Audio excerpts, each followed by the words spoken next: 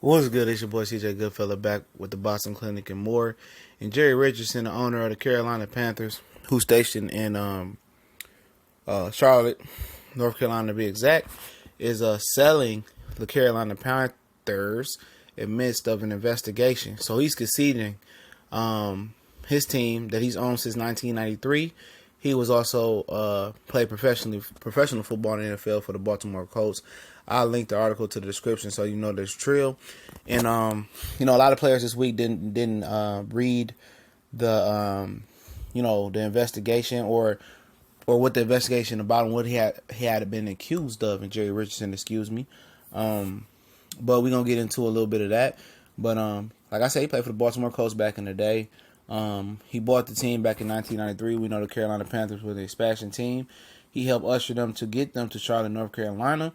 They just agreed to a deal where I think the city of Charlotte paid $87 million to keep the Carolina Panthers in Charlotte, and to that $87 million will go to kind of upgrade their stadium whatsoever. But he said he's gonna sell the team. He's not gonna talk about the financials or what he's selling them for. He's not going to entertain any offers until the Carolina Panthers play their last game of the season. Cam Newton said that he was a father figure to him when he came to Carolina. I remember him saying that he didn't want, he didn't want Cam Newton to have any tattoos or something of that nature. And some people overreacted. It went kind of under the radar if you didn't follow the draft the year, Cam came out. And he said, I liked that he had no tattoos and he wanted to keep it that way, And, by him saying that, he wanted a clean cut, guy. And but he wasn't a clean cut guy. He strayed away from his faith and his principles. And I'm gonna tell you what it really was with Jerry Richardson. He was making women bend over and model their butts or something like that. It said that he will try to buckle their seat, or when they buckled his seatbelt, he would brush against their breasts. He was doing all types of crazy ish, sexual ish, an old hornball old man, and with all the stuff that's going on in Hollywood, it helped people get the courage and help women and men speak up about the sexual harassment going on everywhere. You got Rachel Simmons that's been accused of it, that's denying it. You had the ladies that accused all the men at the NFL Network. You had them accusing Steven Seagal, Harvey, the producer, whatever his name was. I mean, and now it's kind of a roller coaster. They got mad momentum right now, and Jerry Richardson caught up in it. He knows he's guilty. He's selling his team. He's rich already. The Carolina Panthers are worth $2.3 billion, according to whatever this article said was in Forbes. So at the end of the day, he ain't like Donald Sterling. Of course he got to sell his team, but at the end of the day, he's going to profit off of this. He's going to sell his team. He's going to get paid. He wasn't stripped of his team, wasn't given to nobody else. He's still getting paid. And, like Cam said, he hopes that this investigation doesn't change the light that he looks at Mr. Richardson.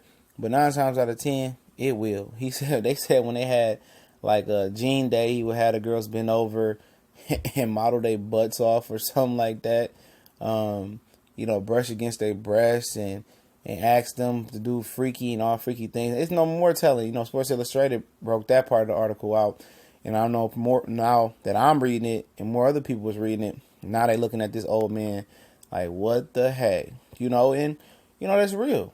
That's real, man. If if he can't control what's coming out of his building, his employees, he wasn't willing to pay them to shut up, or he didn't want to be blackmailed, or he thought he was above the law.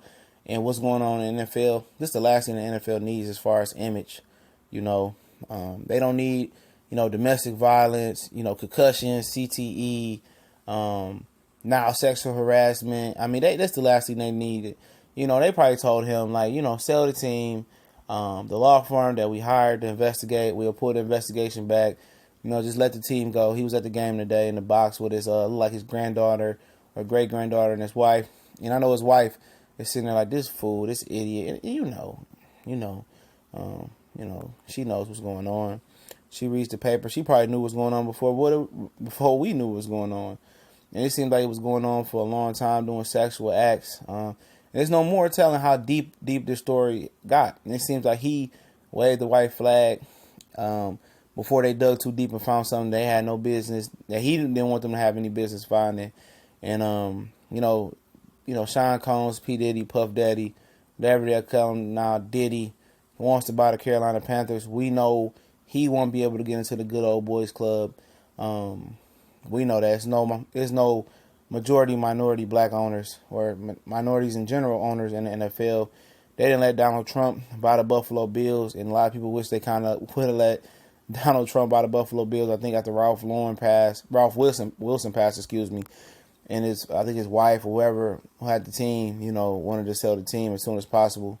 So I have a hard, time thinking that Diddy can buy the Carolina Panthers. Maybe they may let him buy it as an ownership. Maybe Magic can help him out. But I don't believe that to be happening. NFL is very selective of who they let in their fraternity, and usually they are white. White rich guys that all think they have the same mind process or thought.